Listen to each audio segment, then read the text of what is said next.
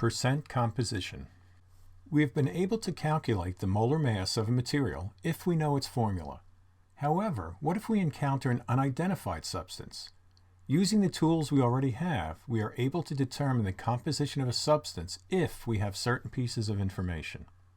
One such piece of information is the percent composition, or the percentage of a compound's mass made up by its elements.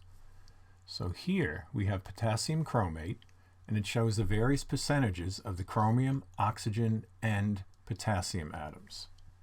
Over here, similar for potassium dichromate, and once again we show the percentages. And just as a quick comparison, over here it's 40.3% potassium, here it's only 26.5% potassium.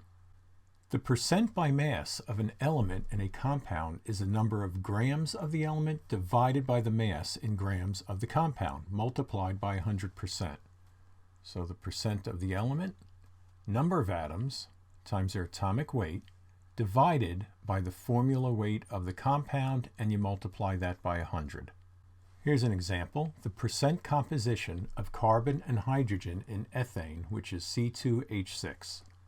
So the percent of carbon will be 2, we have 2 atoms here, times its atomic weight, 12 AMU, divided by the atomic weight of ethane, which is 30 AMU.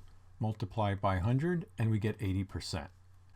For hydrogen, we have 6 hydrogens, atomic weight, 1 AMU, divided by 30 AMU, times 100, and we get 20%. Now, since ethane is made up of only carbon and hydrogen, if the percent composition of carbon was 80%, the remaining percent must be hydrogen.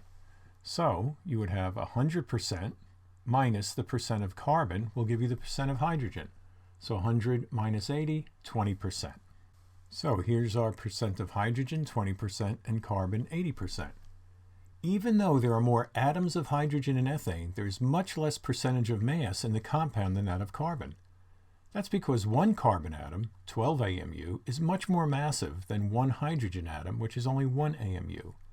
Therefore, carbon accounts for a much greater percentage of the mass of ethane than hydrogen does.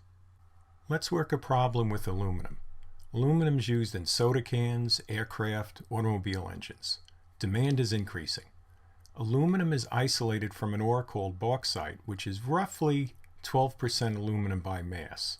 So what that tells us that for every 100 grams of bauxite, 12% of that is aluminum. So that would be 12 grams of aluminum for every 100 grams of bauxite. So let's put an arrow here.